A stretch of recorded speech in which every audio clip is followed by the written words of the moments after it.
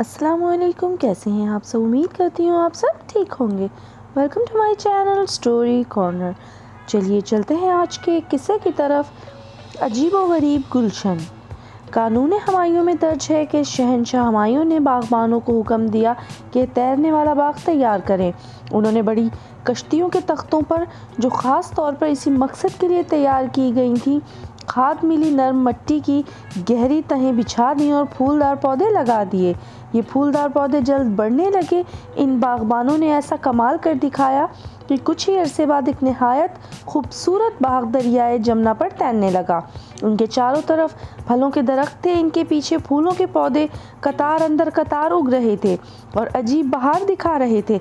बाग के वसत में मुख्तलिफ अक़साम की सब्जियां बोई गई थीं और ये तैरने वाला बाग बड़ा दिलकश नज़ारा पेश करता था।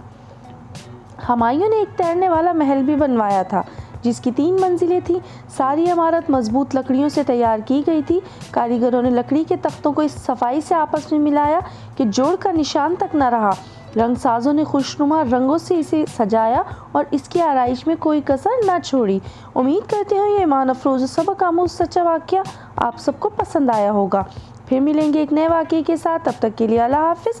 जाते जाते चैनल को सब्सक्राइब, वीडियो को लाइक और शेयर करते जाएं। शुक्रिया।